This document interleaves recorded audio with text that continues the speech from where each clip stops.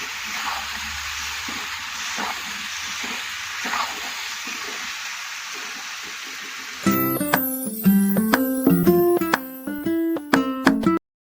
શ્રી કૃષ્ણ, રાધે રાધે, જય દ્વારકાધીશ, હર હર મહાદેવ. મિત્રો, સ્વાગત છે તમારું મારા નવા બ્લોગમાં.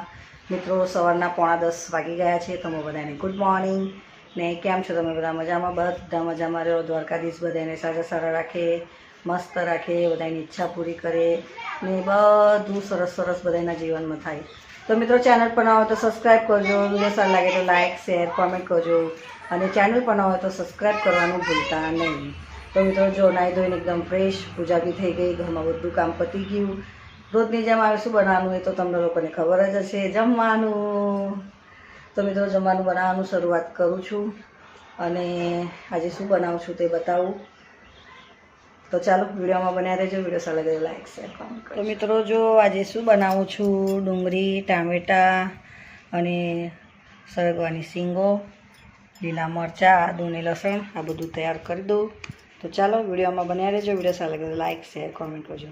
તો આજે મસ્ત ડુંગળી ટામેટામાં શેકીને મસ્ત સરગવાની શીંગોનું શાક બનાવીએ, અને મસ્ત ગરમા ગરમ આપણી ઘઉંની રોટલી. તો ચાલો આવી તૈયારી કરું કાપવાની, અને પછી બનાવી દઈએ ફટાફટ જમવાનું, કેમ કે હવે ટાઈમ થશે તો બધા જમવા માટે હાજર થઈ જશે. તો બન્યા રહેજો વિડીયોમાં. વિડીયો સારો લાગે તો લાઈક શેર કોમેન્ટ કરજો. મિત્રો, અહીંયા તેલ મૂકી દીધું છે ગરમ કરવા. હવે નાખી દઈએ રાઈ,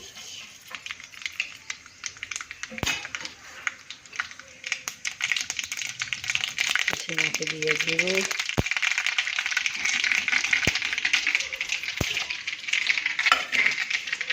હવે લીલા મરચાં, મીઠી લીમડી ને આદુ લસણની પેસ્ટ એ પણ આપણે નાખી દઈએ અંદર.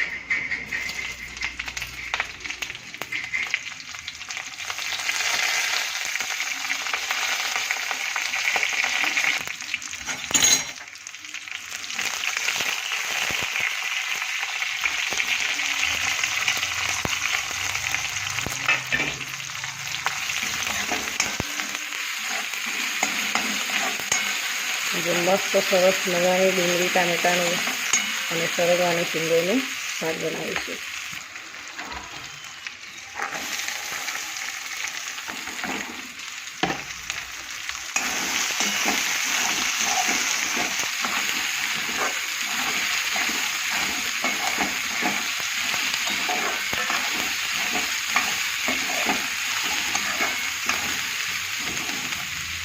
ડુંગળી મસ્ત શેકાઈ જાય પછી ટામેટા.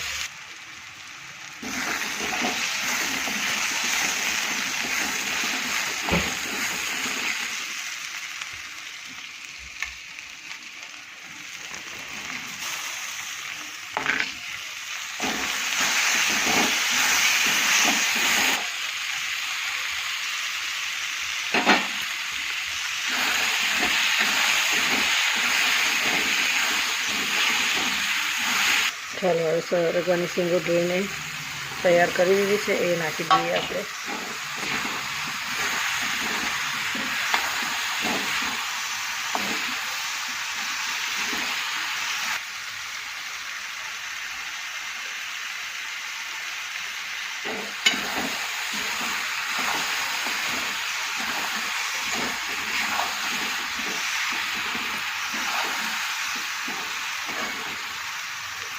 હવે થોડું પાણી નાખીને ગેસ ધીરો કરી દઈએ, એટલે શીંગો થોડી ચડી જાય.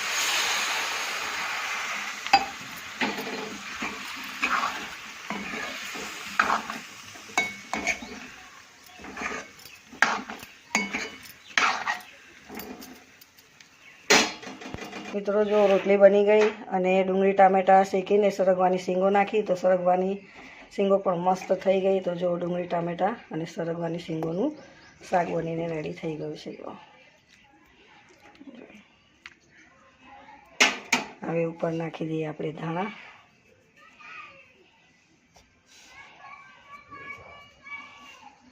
તો ચાલો મિત્રો, મારું ડુંગળી ટામેટાં અને હરગવાની શીંગોનું શાક બનીને તૈયાર થઈ ગયું છે.